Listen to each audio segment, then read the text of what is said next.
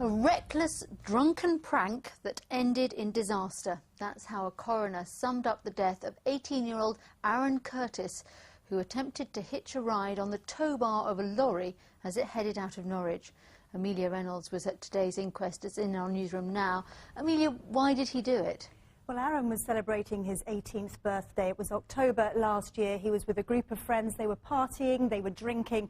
They went out to a dance night at the UEA. And then in the early hours of the morning, when Aaron and a friend were heading home, a lorry pulling a trailer stopped at traffic lights. Now, Aaron and his friend decided to hitch a ride on the A-frame tow bar connecting the two. The driver headed off, not knowing that they were there, out of the city on the A11. It was just past the Thickthorn roundabout when Aaron's foot became entangled in cables. He was pulled underneath the trailer, and the broken cables triggered a light on the dashboard. It was then that the driver pulled over. And you said Aaron had been drinking. How much did alcohol contribute to this, do you think? Well, he'd been drinking all day. He had a bottle of vodka with him, and tests showed that he also had cannabis in his system. Now, when all this was being described this afternoon, the family, especially his mother, became very upset, as you may imagine, and none of the family were able to talk to us, but the family liaison officer said this should act as a warning. We would like people to take the alcohol in moderation, not just because it makes our life easier, but it has a knock-on effect for other people. Innocent people. We've got two lorry drivers here affected by Aaron's actions on the night. He was very direct in his summing up, the coroner. He said that Aaron's death must serve as a reminder of the dangers of drinking so much alcohol, that all caution, restraint and judgment are lost completely. Amelia, thank you. An 18-year-old man is in hospital with a fractured skull after a fight in Clacton last night. The police were called to an alley near Cooper's Lane just before 8 o'clock. 7 men, aged between 16 and 33, have been arrested. The victim is in a stable condition. 28 jobs are going at a packaging company in Norfolk. Mondi makes corrugated cardboard boxes at Pulham St Mary. It says there's been a fall in orders. The decision was made after a month-long consultation. 160 people currently work at the factory. It's emerged the National Grid wants to build new pylons and high-voltage power lines across part of Suffolk. The company says the work is needed regardless of whether 2 new nuclear reactors end up being built at Sizewell.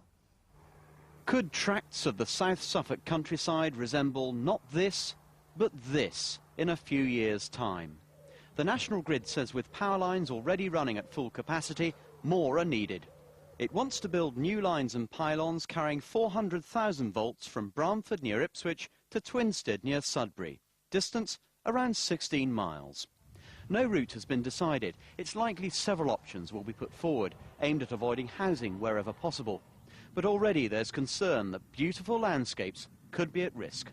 It would have a big impact. Each pylon 50 metres tall, spaced 365 metres apart, over 16 to 20 miles, depending on which corridor is taken. If the proposals come to fruition, as National Grid are suggesting they ought to, it will have a visual detrimental impact upon the environment. Wherever these power lines end up, they'll prove to be deeply controversial. So, why not bury them? Well, first there's the cost. And the National Grid says buried cables, when they develop faults, are extremely difficult to fix. They also say they take up a surprising amount of land, the width the equivalent of a dual carriageway. The National Grid wouldn't be interviewed today, saying the plan is still in its early stages. A public consultation will be held in early October, with a planning application due to be submitted in the spring of 2011. Richard Daniel, BBC Look East. The former champion jockey Richard Dunwoody is to be one of the contestants on Strictly Come Dancing. He will dance with Lilia Kopilova, who won the contest 4 years ago. Richard, who started his racing career in Newmarket, will be the first ever jockey to dance on the show. The site of a Roman town in Norfolk is to be excavated for the first time in more than 75 years. They're hoping to prove that people were living in what became Caistor St Edmund long before the Romans arrived. It was 80 years ago this year that archaeologists first descended on the site of Venta Icenorum near Norwich. They'd been prompted by early aerial photographs, which revealed a complicated street pattern below the soil. We have the line of the Roman defences, which are being conserved by us at the moment. We know there's buried archaeology under the ground here, and over there in particular, that where the area is green, is the site of the Roman amphitheatre.